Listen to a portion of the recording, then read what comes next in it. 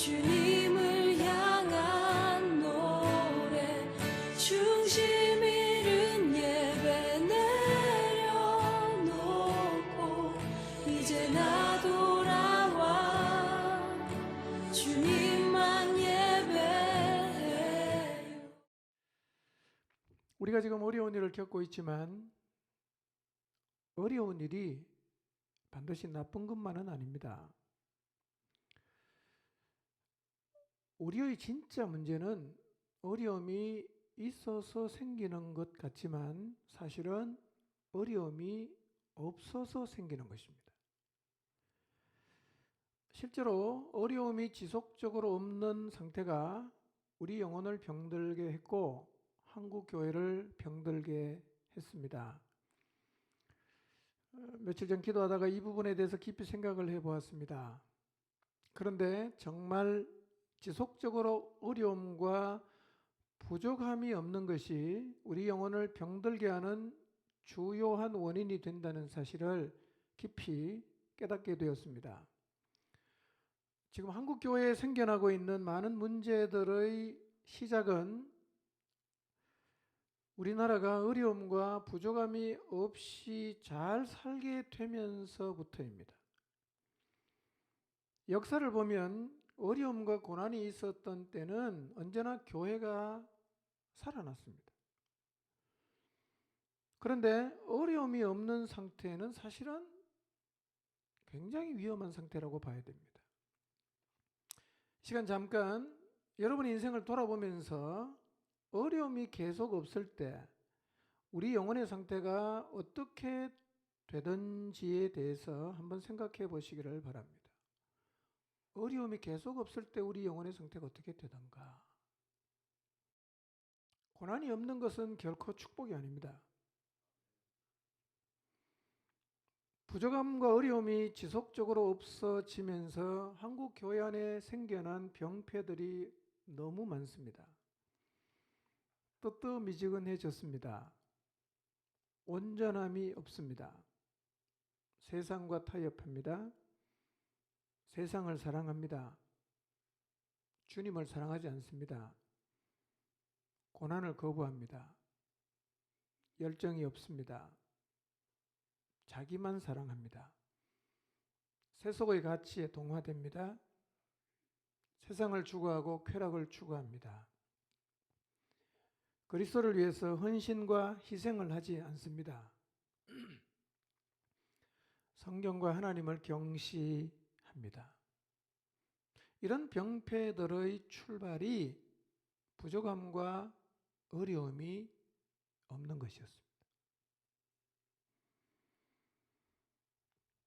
그런데 한국 교회에 생겨난, 좀 더 구체적으로 말씀드리면 우리들의 삶에서 생겨난 이런 영적인 병들이 잘 고쳐지질 않아요.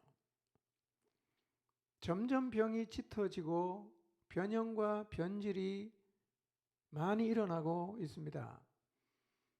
때로는 우리가 이런 모습으로 인식을 하고 이런 자리에서 벗어나려는 노력을 하지만 잘 벗어나질 못합니다. 이유가 뭔지 아십니까? 아쉬울 것이 없는 환경이 계속되기 때문입니다. 어려움이 없는 환경이 우리 영혼에 이처럼 심각한 영향을 가져다 줍니다. 우리 시대 한국 사람들 대부분 먹고 사는데 아쉬움이 없이 비교적 편안하게 살고 있습니다. 어떤 통계를 보면 우리나라 사람들의 경제 수준은 세계 전체를 기준으로 했을 때 거의 상위 10% 안에 다 들어간다고 합니다. 그런데도 우리는 끊임없이 자기 자신이 빈곤하다고 생각하는데 이유는 다른 사람과 비교하기 때문이랍니다. 그러니까 사람들이 생각하는 빈곤은 상대적인 빈곤이지 절대적인 빈곤이 아니라는 말입니다. 우리는 지금 부족함이 없이 살고 있습니다. 축복인 줄 알았어요. 그런데 이런 삶이 지속되다 보니까 어느 순간부터 사람들이 위를 쳐다보지 않기를 시작했습니다. 기도하지 않기 시작했어요. 매달릴 일이 없어졌습니다. 간절하게 기도할 이유도 없어졌습니다. 영혼이 건조해지고 메말라졌습니다.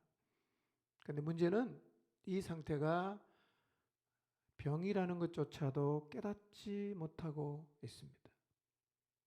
우리는 계속 하나님 우리를 축복하셨다고만 말합니다. 하나님이 안 계셔도 사는데 지장이 없다 보니까 서서히 사람들이 하나님을 진심으로 필요로 하지 않는 자리로 나갔어요. 이런 시간이 계속되어 가면서 신앙의 변질이 왔습니다.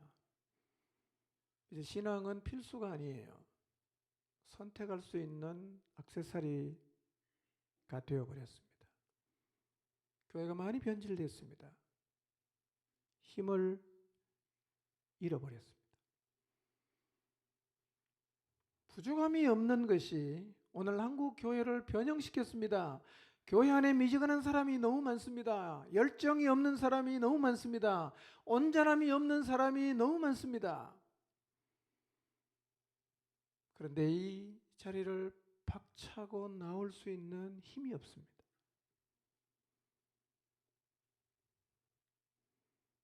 이렇게 부족함이 없는 상태, 문제가 없는 상태는 우리의 신앙에 있어서 가장 위험한 때입니다. 이때야말로 조심해야 할 때임을 잊지 말아야 합니다.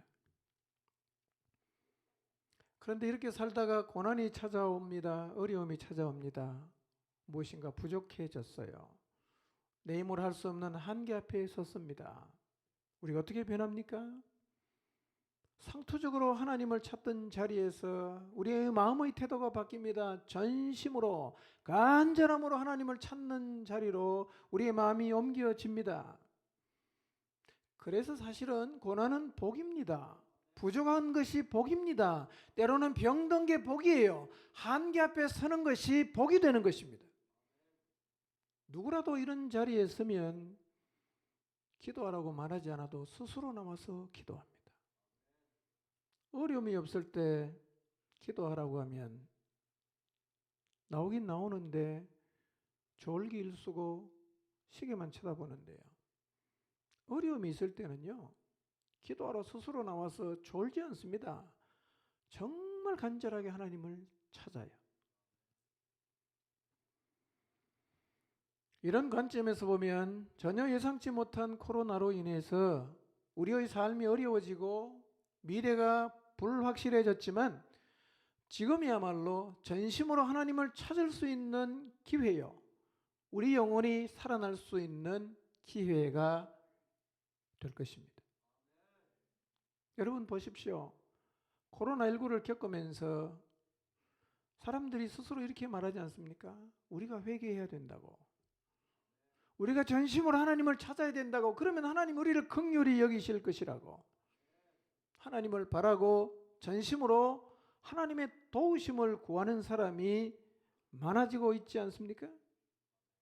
이처럼 부족함과 한계 앞에 서는 때, 그리고 삶이 힘겹고 어려워진 때가 우리 영혼이 살아날 수 있는 기회가 됩니다.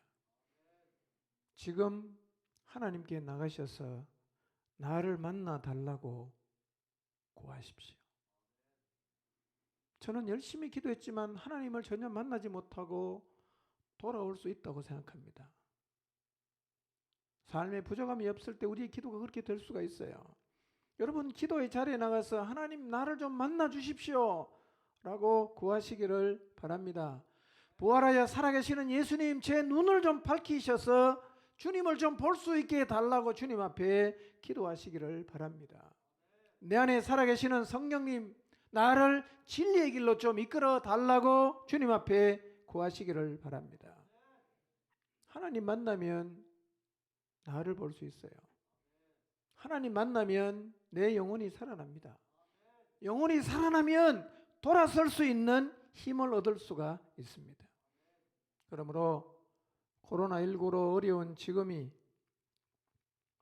오히려 하나님을 깊이 만나서 영원히 살아나는 은혜의 때가 되게 하시기를 바랍니다.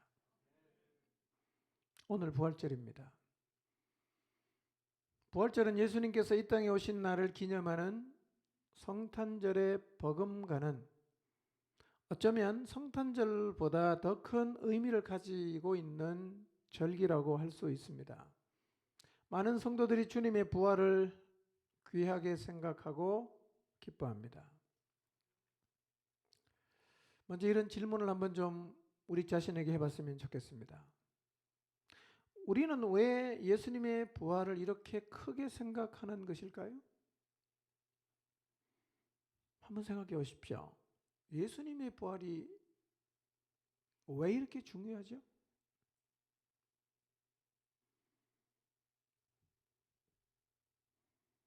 예수님이 부활하셨던, 부활하지 못하셨던, 그것이 무슨 상관이 있는 것일까요? 그분이 부활하셨다면 부활하신 것이고, 부활하지 못하셨다면 못하신 것으로 하면 될 텐데, 굳이 성경이 예수님이 부활했다는 사실을 이렇게 증명하려고 하는 이유가 무엇일까요? 고린도전서 15장에서 바울은 예수 그리스도의 부활을 목격했던 사람들이 누구누구 다 쭉 나열을 합니다. 그리고 부활이 가능할 수 있는 논증을 쭉 해나가요. 예수님 부활했다는 사실을 확인시켜 주려고 합니다. 여러분, 예수님이 부활하지 않으셨다면 문제가 생깁니까? 부활하지 못했으면 부활하지 못한 걸로 그냥 믿으면 되지 않습니까? 굳이 예수님이 부활하셔야 됩니까?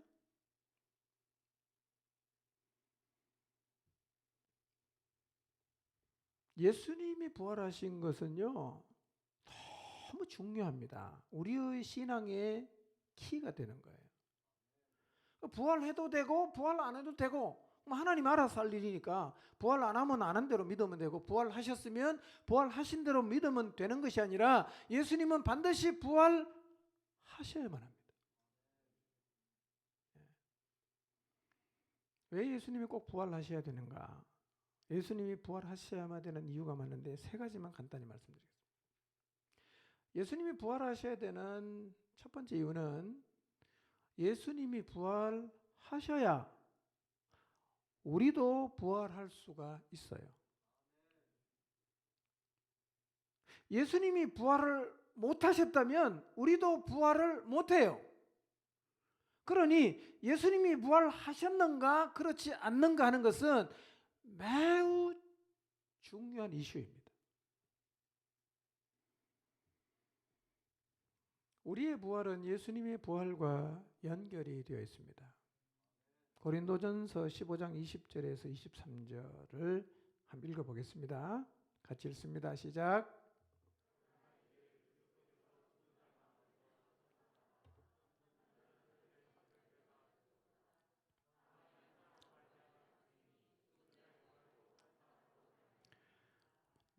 아담 안에서 모든 사람이 죽은 것 같이 그리스도 안에서 모든 사람이 삶을 얻으리라.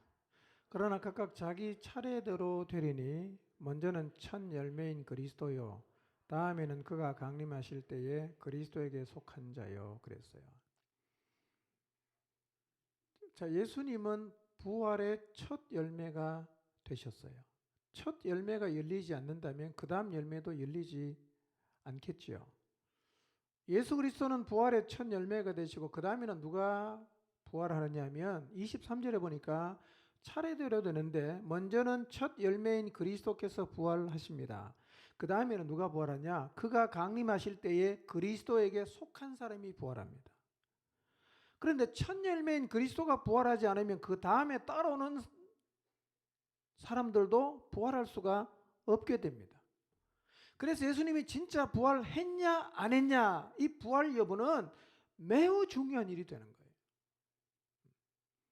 그러니까 예수님이 부활을 믿느냐 안 믿느냐 하는 것은 우리의 신앙에 영향을 줄 수밖에 없습니다. 나는 그런 거 다 상관 안 해, 무조건 믿어, 이럴 수가 없다는 거예요. 만약에 예수님이 부활을 못하셨다. 우리도 부활을 못합니다. 예. 그래서 예수 그리스도의 부활은 매우 중요합니다. 그분이 진짜 부활하셨나? 못하셨나? 중요하죠.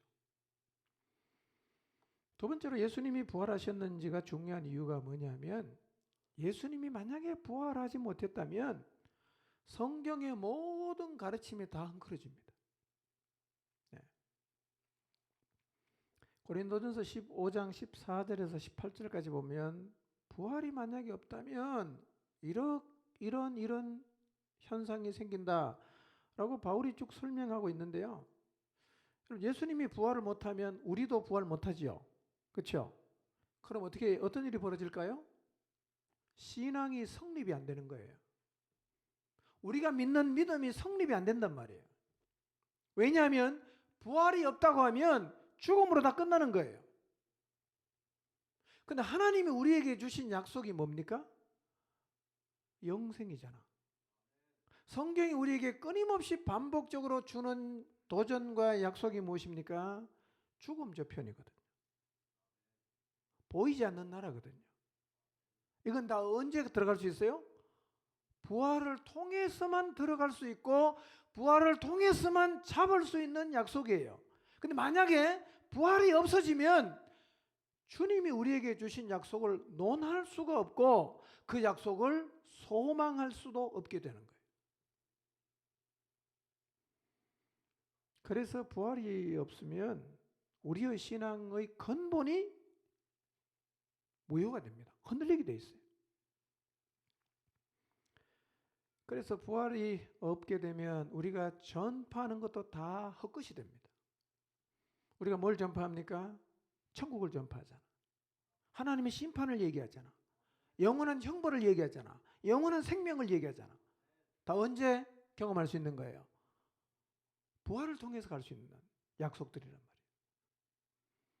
근데 우리가 이걸 전했는데 부활이 없으면 우리가 전파한 모든 것은 다 헛것이 되는 거죠. 뿐만 아니라 우리가 갖고 있는 믿음도 헛것이 돼요. 우리가 믿고 있는 모든 약속들은 다 부활을 전제로 하는 것인데 만약에 부활이 없으면 우리가 믿는다고 하는 것이 존재하지 않는 것이 되는 거예요. 그럼 결국 우리의 믿음이 어떻게 되죠? 다 이게 헛것이 되는 거예요. 존재하지도 않는 걸 우리가 믿고 있었으니까 우리의 믿음이 얼마나 허망해지겠어요. 예수님이 부활 안 했으면 우리의 믿음이 이렇게 허망해집니다. 그래서 예수님이 부활하셨냐 하지 못하셨냐 하는 것은 굉장히 중요한 이슈란 말이에요.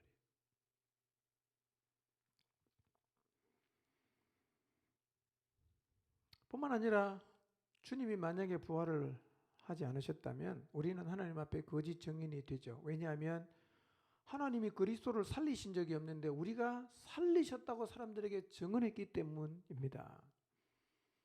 그리고 부활이 없으면 부활을 소망함으로 죽은 사람이 다 망하는 거예요. 자, 없는 소망, 없는 부활을 소망하며 살다가 죽었어요. 근데 부활이 없어요. 그럼 어떻게 되겠어요? 이 사람이 가진 모든 소망은 다 이루어지지 않겠죠. 그리고 죽은 그대로 다 끝나버리니까. 부활이 없으면 부활을 소망하다가 죽은 사람이 망하는 거예요. 망하는 거예요. 그러니까 예수님이 부활을 안 하면 이처럼 문제가 아주 심각해집니다.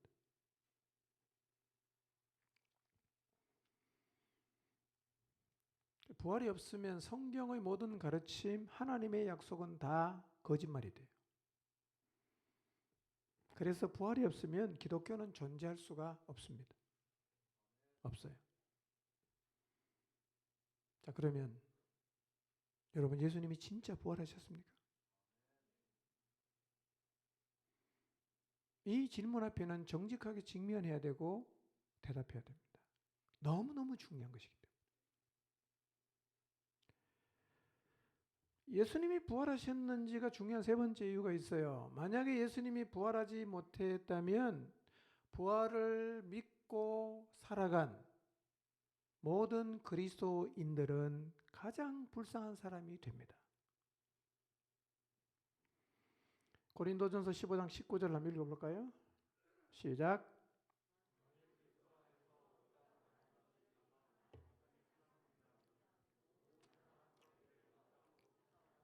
네. 그리스도 안에서 우리가 바라는 것이 다만 이 세상의 삶뿐이라면, 다르게 표현하면 부활이라는 것이 없는 것이라면 모든 사람 가운데 우리가 더욱 불쌍한 자가 된다라고 얘기를 하고 있습니다. 불쌍한 사람 안에는 여기 계신 모두 다 포함이 되죠. 왜냐하면 우리도 부활을 믿고 열심히 주님을 위해서 달려가고 있기 때문입니다. 우리는 부활이 있다고 믿고 우리의 인생을 들여서 복음을 전하고, 우리는 부활이 있다고 믿고 우리 주님이 우리에게 주신 분부를 따라 우리의 생을 들여서 순종하며 살아가고 있습니다. 두 번 주어지지 않는, 단 한 번밖에 없는 짧은 인생을 보이지 않는 영원한 나라를 위해서 아낌없이 인생을 드리고 살아가는 이유가 뭐냐? 부활을 믿기 때문이고, 부활하고 죽음 저편에 가서 하나님이 다 갚아주신다는 사실을 믿기 때문에 우리가 이렇게 살고 있어요. 그런데 부활이 없다. 우리는 완전히 바보가 되는 겁니다. 우리는 가장 불쌍한 사람이 되는 거예요. 부활이 없으면 주님을 위해 수고와 순종을 많이 할수록 더 불쌍한 사람. 부활이 없다면 믿음이 좋은 사람이 더 불쌍한 사람이 돼요. 그래서 부활은요, 우리의 신앙에 매우 중요한 분기점이 됩니다. 2000년 전에 유대 땅에 오신 예수 그리스도, 십자가에서 죽으신 예수 그리스도가 3일 만에 부활하셨다는 사실을 여러분은 믿으십니까? 굉장히 중요한 거예요. 아마 그런 거 잘 모르겠고 나 무조건 믿는다 이렇게 하시면 안 돼요. 예, 부활하신 것을 확실하게 믿으셔야 합니다. 부활이 너무 중요하죠. 예수님이 진짜 부활하셨다면 우리 다 부활할 거예요. 예수님이 부활을 하신 게 확실하다면 하나님이 우리에게 주신 모든 약속은 믿을 수 있어요. 예수님이 부활하신 게 확실하다면 주님 말씀에 인생을 건 우리가 절대로 불쌍한 사람이 아니라 가장 지혜롭고 복 있는 사람이 되는 것입니다. 이렇게 예수님의 부활이 신앙의 근간을 이루는 매우 중요한 일이기 때문에 성경은 예수님의 부활을 비중 있게 다루고 확실하게 증언하고 있습니다. 나는 이 예수님의 부활을 믿고 있는가? 나는 정말 예수님께서 죽은 지 3일 만에 부활하셨고 지금도 살아계신다는 사실을 믿고 있는가를 한번 생각해 보십시오. 오늘 읽은 본문의 말씀을 보면 예수님의 부활을 목격한 여인들, 또 부활한 예수님을 직접 만났던 여인을 통해서 예수님 부활한 소식을 들은 제자들의 반응이 기록되어 있는데, 놀랍게도 제자들은 예수님의 부활을 아무도 믿지 않았습니다. 다 안 믿었습니다. 누가복음 24장 10절에서 11절 말씀 한번 볼까요? 오늘 보면 11절도 나와 있는데요. 누가복음 24장 읽습니다. 시작. 막달라 마리아와 요한나와 야고보의 모친 마리아라, 또 그들과 함께한 다른 여자들도 이것을 사도들에게 알리니라. 사도들은 그들의 말이 헛하는 듯이 들려 믿지 아니하나 그랬어요. 사도들에게 뭘 알렸냐면 예수님 부활했다는 소식을 알려줬어요. 그런데 이 부활 소식을 접한 제자들의 반응이 놀라운데, 그들의 말이 헛하는 듯이 들려 믿지 않았다라고 얘기합니다. 안 믿었어요. 여러분, 제자들은 예수님이 살아계실 때 부활 얘기를 여러 번 하셨어요. 내가 부활하면 갈릴리에 가서 만나자, 약속 장소까지 다 가르쳐 줬어요. 그리고 주님 말씀하신 대로 진짜 부활했어요. 여인을 만나 주시고 이 여인이 가서 예수님 다시 살아나셨다라고 전했을 때 아무도 안 믿었습니다. 허탄한 듯이 들렸다. 이거를 다른 말로 하면 어처구니 없는 말로 들렸다. 그런 얘기입니다. 그 말이 되냐? 죽은 사람이 어떻게 살아나? 안 믿었다는 거죠. 여러분 3년을 예수님을 따라다녔던 제자들이 이 부활 소식을 허탄하게 들었다는 것이 사실은 좀 충격적이지 않습니까? 이 제자들의 분위기를 보여주는 사건이 있습니다. 누가복음 24장 13절에 보면 그날이 언제입니까? 예수님이 부활하신 날이에요. 2명의 제자가 예루살렘에서 엠마오로 내려가고 있습니다. 엠마오로 내려가 있다가 다시 올라와야 되는 게 정상인데 지금 거꾸로 내려가고 있어요. 그런데 이 두 제자도 예수님이 부활했다는 소식을 전해 들은 사람이에요. 자, 누가복음 24장 22절과 23절을 한번 읽어볼까요? 시작. 또한 우리 중에 어떤 여자들이 우리로 놀라게 하였으니 이는 그들이 새벽에 무덤에 갔다가 보지 못하고 와서 천사들의 나타남을 보았다 함이라. 우리 중에 어떤 여자들이 우리로 놀라게 했다. 무엇 때문에 놀랐냐? 그들이 새벽에 무덤에 갔다가 시체는 보지 못하고 와서 그가 살아나셨다는 천사들의 나타남을 보았습니다. 부활 소식을 들었어요. 근데 안 믿었기 때문에 어디로 가고 있어요? 엠마오로 가고 있어요. 들었는데 안 믿었기 때문에 엠마오로 내려가요. 결국은 주님 부활하신 예수님 만나고 예루살렘으로 다시 올라갔어요. 자, 그러면 이 모든 제자들은 예수님의 부활 소식을 들었는데 왜 안 믿었을까요? 들었는데 왜 안 믿었을까요?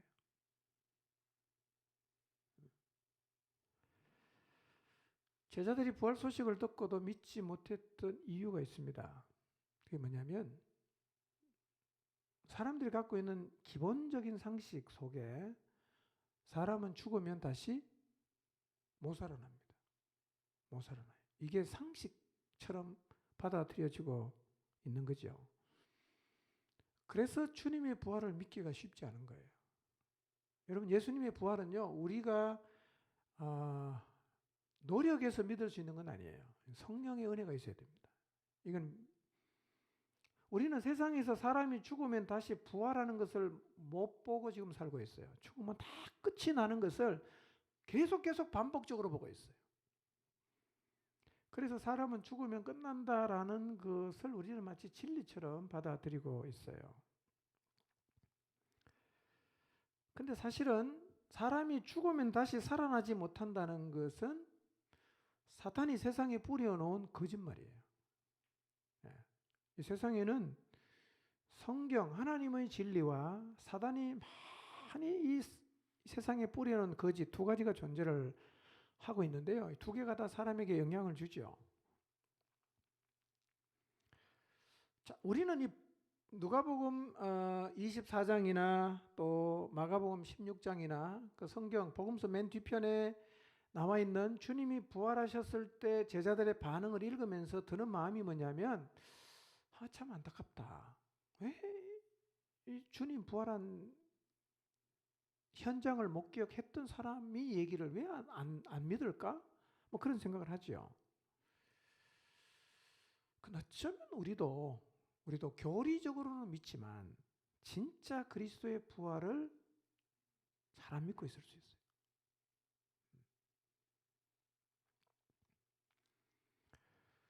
여러분 사람이 죽으면 어떻게 되죠? 사람이 죽으면 진짜 부활합니다. 당장은 아니지만 사람은 죽음으로는 절대로 끝나질 않아요. 선한 일을 한 사람은 생명의 부활로, 악한 일을 한 사람은 심판의 부활로. 그러니 불신자도 부활합니까? 안 합니까? 해요. 부활을 시켜야 심판을 할 거잖아. 살려놔야 다시 둘째 사망에 보내지 않겠어요? 다 부활해요. 그러니 인생은요 절대로 죽음으로 끝나질 않아요. 이게 진리입니다. 그런데 세상에는 죽으면 다 끝난다는 거짓이 쫙 퍼져 있는데 이 거짓의 영향을 우리도 받고 있을 수가 있다는 거예요. 우리도. 그래서 마치 죽으면 끝인 것처럼 살아가고 있을 수가 있다는 거예요.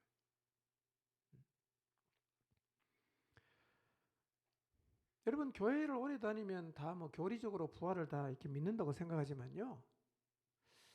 부활을 정말 믿으면 따라오는 게 있는데 그게 뭐냐면 삶의 변화입니다. 가치의 변화예요.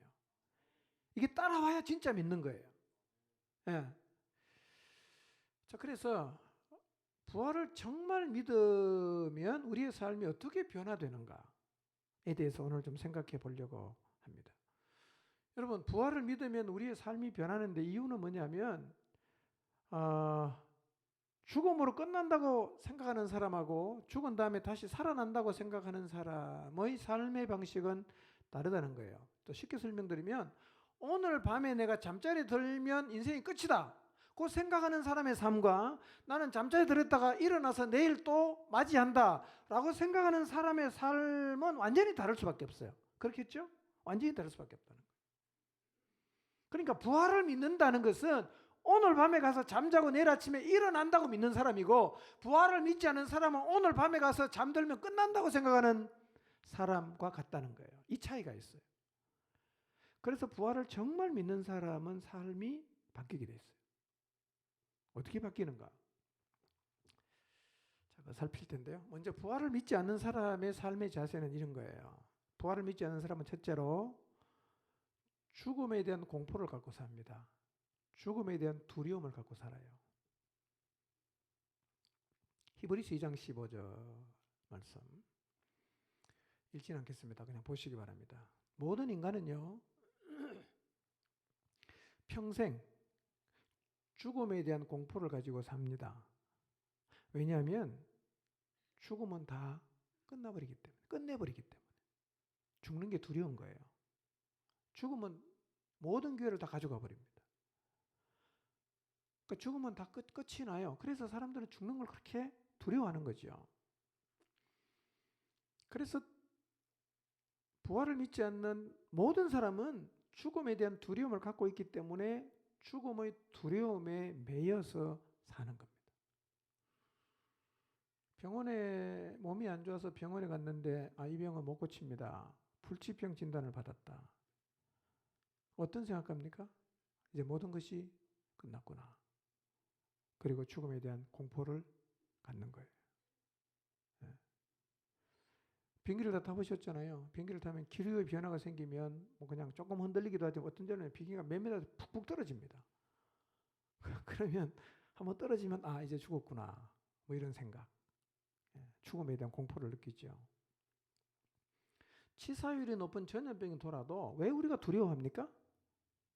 죽는 것 때문에 두려운 거예요. 죽음을 두려워하지 않으면요, 사실은 우리의 삶의 방식이 많이 바뀝니다. 태도도 많이 바뀌어요. 예. 뭐 그냥 살다 보면 몸 여기저기 아플 수 있는데 그냥 뭐 심장 숨을 쉬었는데 심장이 막 아프다. 덜컥 겁이 나죠. 왜 겁납니까? 죽을까 봐 겁나는 거예요. 죽을까 봐. 예. 사람은요, 부활을 믿지 않는 사람은 항상 이 죽음의 두려움에 매여서 삽니다. 자, 여러분 자신에게 물어보세요. 죽음이 두려우십니까? 솔직하게, 정직하게. 죽음이 두려우십니까? 둘째로 부활을 믿지 않는 사람은요, 좀 흥청거리며 살게 돼 있어요. 고린도전서 15장 32절 한번 읽어볼까요? 시작.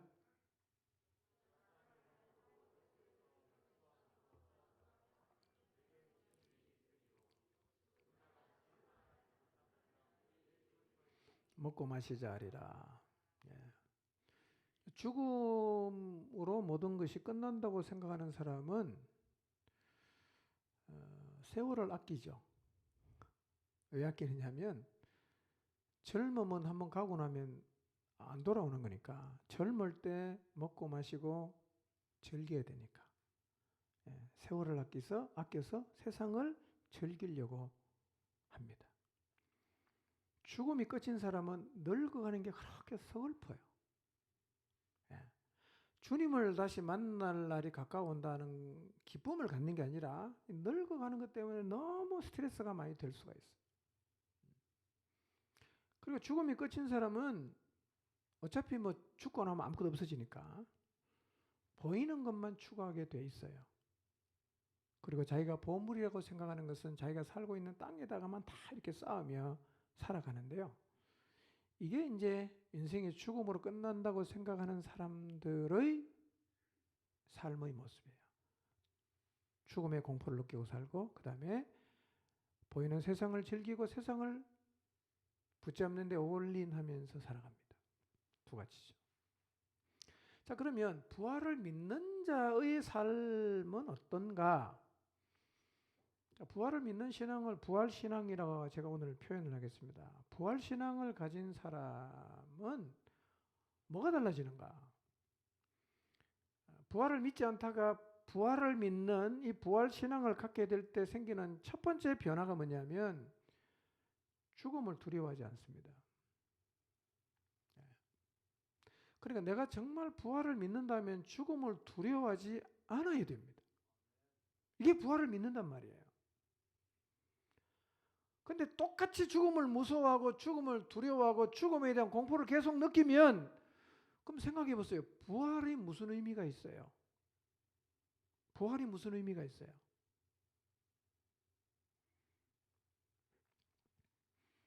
부활 신앙을 가지면 죽음을 두려워하지 않을 수 있어요. 이것은 순교자들을 통해서 확인할 수 있어요. 예, 복음을 위해 죽어간 사람들요, 정말 두려워하지 않고 당당하게 죽음을 맞이했던 이야기들 굉장히 많습니다. 부활 신앙을 가진 사람이 죽음을 두려워하지 않을 수 있는 이유가 있습니다. 왜냐하면 죽음의 공포에서 해방이 되었기 때문입니다. 예, 죽음의 두려움에서 해방이 되었기 때문에 죽음을 두려워하지 않는데요. 자, 히브리서 2장 14절 15절을 한번 보겠습니다. 자, 예수님께서는 모든 인간이 공통적으로 가지고 있는 죽음에 대한 공포에서 우리를 해방시켰어요. 어떻게 해방시켰냐? 14절을 보세요. 어떻게 해방시켰죠? 죽음을 통해서 죽음의 세력을 잡은 자 마귀를 멸했다. 이렇게 말씀하세요. 주님께서 우리를 이 죽음의 공포에서 해방시킨 방법이 뭐냐면 자기 자신의 죽음을 통해서란 말이에요. 이게 무슨 얘기냐? 자기 자신이 죽어야만 죽음을 깰 수가 있잖아. 그래서 그분은 오셔서 십자가에서 죽으심으로 그 다음에 죽은 지 3일 만에 죽음을 깨버리고 부활하심으로 죽음의 세력을 잡고 있는 마귀를 패배시켰다는 거예요. 그래서 예수 그리스도를 통해서 우리는 뭘 확신할 수 있냐면, 아하, 죽음은 정복이 불가능한 게 아니라 죽음은 정복이 가능하고 죽음은 이길 수 있는 것이구나 하는 것을 우리가 확신할 수 있게 된 것이에요. 여러분, 예수님이 죽음을 이겼잖아요. 우리도 죽음을 이깁니다. 이게 부활이에요. 예. 사망아 너의 쏘는 것이 뭐냐? 사망아 너의 이기는 것이 무엇이냐? 사망이 쏘는 것은 죄요. 죄의 권능은 법이다. 죄는 법이 있으면 죄가 생기죠. 이 법이 우리를 죄인 만들었고 이 죄 때문에 우리가 죽었어요. 그런데 예수님께서 사망을 이겼습니다. 이 부활이에요. 근데 우리도 사망을 이겨요. 그러니 사망을 두려워할 필요가 없어졌단 말이에요. 이게 이론이 아니라 실제로 우리는 죽음을 이깁니다. 그러니까 이제는 죽음을 두려워하지 않고 살아야 됩니다. 이게 부활을 믿는 자의 삶의 모습입니다. 여러분, 혹시 죽는 게 너무 두려우신 분 계십니까? 저 죽음의 커튼 뒤에 도대체 무엇이 기다리고 있는지가 불안하신 분 계십니까? 사단이 죽음을 앞세워서 늘 나를 얼고 매는 것을 물리치지 못하고 계십니까? 그럼 이 시간요, 죽음을 한번 생각해 보십시오. 오늘 내가 죽었다. 여러분 죽음을 순순히 받아들일 수 있을 것 같습니까? 죽음은 갑자기 찾아오기도 하거든요.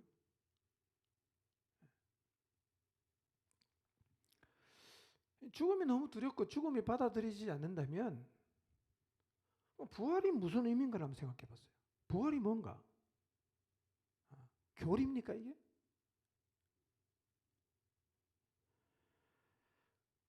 그래서요, 우리가 부활을 확신한다면 죽음의 공포가 사라져야 됩니다. 우리는 진짜 죽음을 두려워하지 않아야 됩니다. 죽음을 두려워하지 않게 되시기를 바랍니다. 이게 과연 가능한가? 여러분, 제자들은 주님의 부활 소식을 전해 들을 때 믿었나요? 안 믿었나요? 안 믿었죠? 부활을 안 믿었어요. 근데 부활하신 주님을 만났어요. 오순절날 성령의 충만함을 입었습니다. 그 다음에 고인, 이 제자들의 삶을 보면요, 이 사람들은 죽음을 전혀 두려워하지 않습니다. 전혀 두려워하지 않아요. 부활신앙을 가진 제자들이 복음을 들고 예루살렘으로 나갔습니다. 그랬더니만 대제사장이나 산헤드린 공회 유대 권력자들이 죽음에 대해서 공갈하고 협박했습니다. 근데요, 그 공갈과 협박, 죽음에 대한 위협이 이 제자들의 걸음을 멈추게 할 수가 없었어요. 자, 사도행전 4장 18절에서 20절인데요. 한번 눈으로 보시기 바랍니다. 대제사장들이 사도들을 불러놓고 말합니다. 이제 절대로 너 예수라는 사람 이름으로 말하지 마라. 부활했다는 얘기하지 마라. 경고했습니다. 그때 베드로가 요한이 대답합니다. 하나님 앞에서 너희의 말을 듣는 것이 하나님의 말씀을 듣는 것보다 옳은가 판단해라. 우리는 보고 들은 것을 말하지 아니할 수 없다라고 담대하게 말했습니다. 이거는 죽을 소리죠. 죽음을 만약에 두려워하면 이 공갈 협박을 딱 받으면 입 다물고 집에 가야 됩니다. 근데 사도들은요, 매우 담대하고 당당하게 맞섰어요. 무슨 얘기입니까? 죽음에 대한 두려움이 없다는 거예요. 죽으면 뭐 다시 내가 부활해서 주님 만날 거니까 전혀 죽음에 대한 두려움이 없었단 말이에요. 이게 사도행전 전체의 패턴이에요. 이게 무슨 얘기냐? 정말 주님의 부활을 믿는 사람은 죽음을 두려워하지 않게 된다는 말입니다. 죽음을 두려워하지 않는 그리스도인이 되시길 바랍니다. 여러분, 부활해요, 우리가요. 예. 자, 우리가 말이에요, 매일 저녁 잠자리에 들어요. 어제도 우리가 저녁에 잠자리에 들어서 잠을 자고 일어나서 왔어요. 그런데 여러분, 매일 잠들 때마다 두려움과 공포감을 가지고 잠자리에 드십니까? 아니면 평안하게 잠자리에 드십니까? 대개는 잠자리에 들 때 평안하게 잠자리에 들죠. 왜 그렇습니까? 내일 아침에 또 일어나잖아요. 그러니까 오늘 자는 거예요. 쉬는 거죠. 휴식하는 거죠. 성도의 죽음은요, 잔다고 표현합니다. 성경은요, 잔다고 표현한단 말이에요. 그러니까 어떤 모습으로 우리가 죽음을 맞이하든 성도의 죽음은 뭐예요? 자는 거잖아. 자는 거.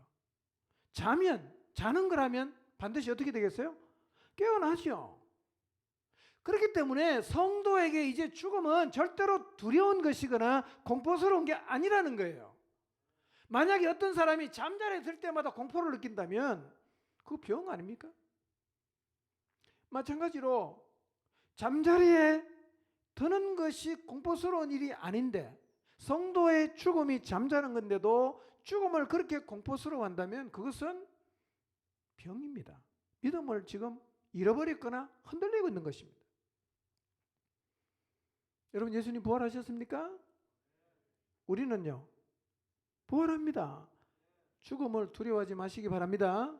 예, 죽음을 두려워하지 마세요. 사자 같은 담대함을 가지고 죽음 앞에 당당하게 맞서는 부활 신앙을 가진 여러분들이 되시기를 바랍니다. 예, 죽음은 자는 거예요. 그러니까 공포스러워할 이유가 없습니다. 다시 일어날 거니까요. 예. 두 번째로 부활 신앙을 가진 사람은 주의 일에 더욱 힘쓰며 삽니다. 세상에서 사람들이 살아가는 방식이 다양하지요. 어떤 사람은 세상의 것을 막 그냥 신앙생활 하는 것 같은데도 세상의 것만 붙잡고 추구하며 사는 사람이 있어요. 때로는 상대적으로 비교가 되기도 합니다. 그러나 부활 소망을 가진 사람은요, 주의 일에 더욱 힘쓰며 살아가요. 부활할 거니까. 결국 주님 앞에 설 거니까. 주님이 이 삶을 보상해 줄 거를 내가 믿기 때문에 사라지는, 없어지는 이 세상을 붙잡으려고 하지 않고 영원히 존재하게 될 하나님의 나라를 추구하며 살아가게 돼요. 이게 바로 부활신앙을 가진 사람들의 모습이란 말이에요. 그래서 고린도전서 15장 58절에서 말하죠. 그러므로 내 사랑하는 형제들아, 견실하며 흔들리지 말고 항상 주의 일에 더욱 힘쓰는 자들이 되라.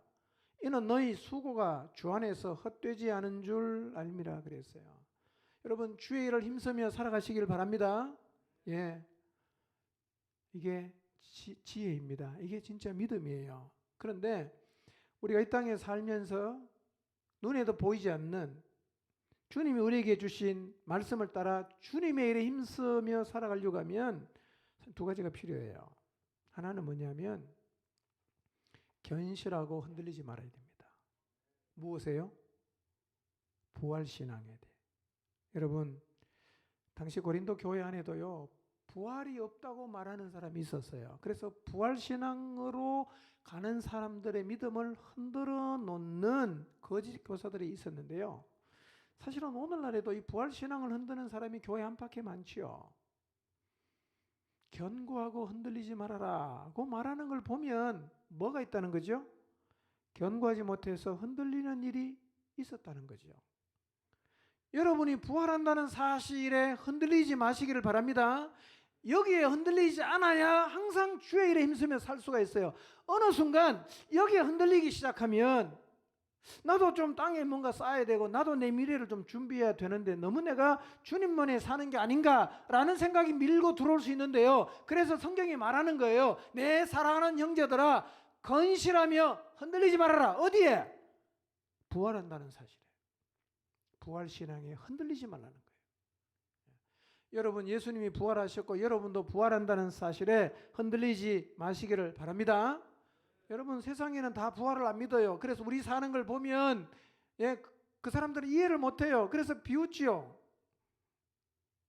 니도 네 인생 좀 챙기며 살아라고 얘기하죠. 부활을 안 믿으니까. 그런 얘기 자꾸 듣다가 보면요, 주님의 일에 힘쓰며 살아가던 우리의 마음의 자세가 요동할 수가 있단 말이에요. 그래서 성경이 말합니다. 견실하고 흔들리지 말아라.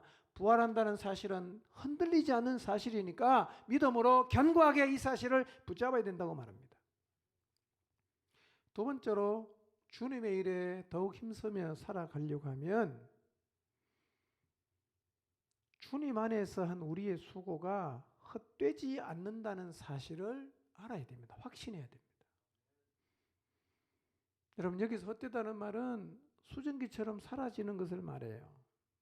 내가 주님에서 열심히 일하는데 그냥 수증기 사라지면 아무것도 없잖아요. 아무것도 없는 무가 됐다. 그런 일은 절대 일어나지 않습니다. 여러분, 주님을 위한 수고는 절대로 사라지질 않아요. 이 사실을 믿으시기를 바랍니다. 주님을 위한 수고는 절대로 헛되질 않습니다. 사라지질 않아요.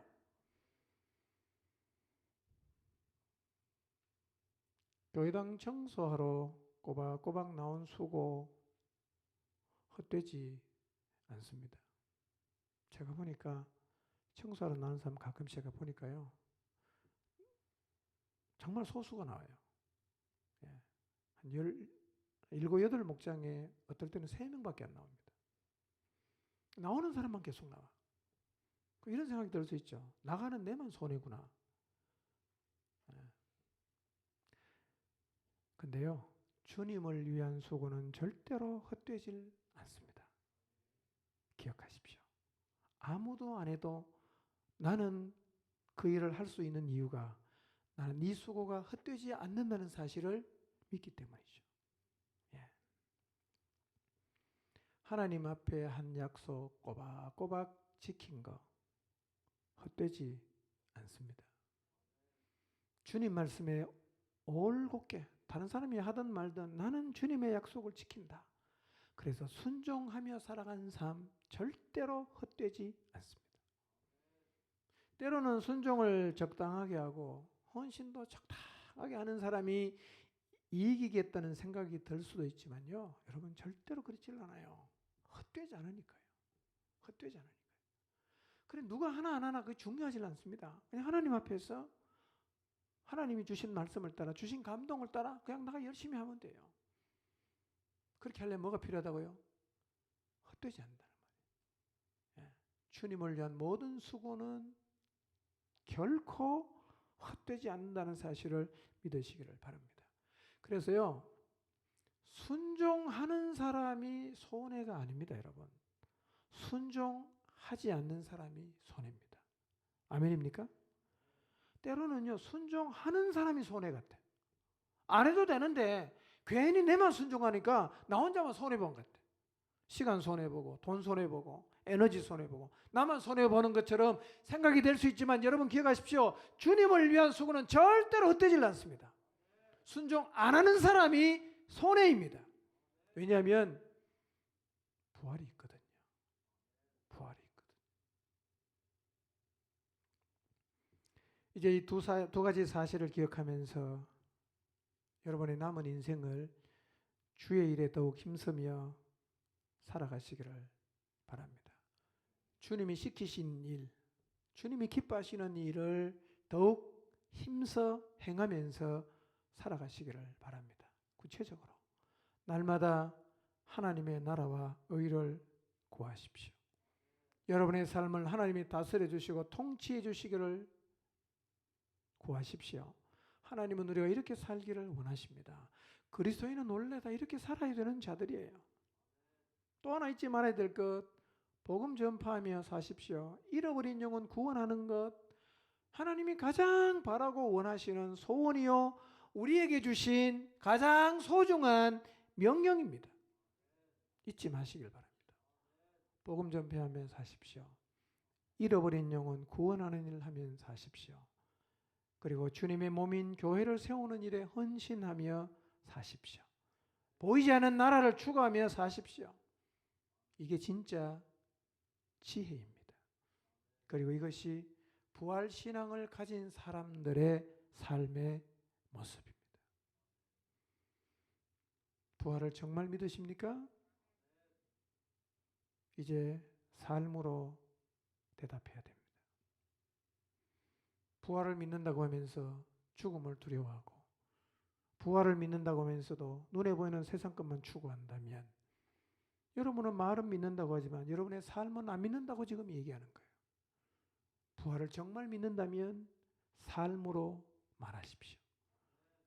죽음을 두려워하지 마십시오. 죽음을 두려워하지 않아야 하나님 말씀 곧이곧대로 순종하며 살아갈 수가 있습니다. 그리고 부활에 흔들리지, 부활신앙에 흔들리지 않았어.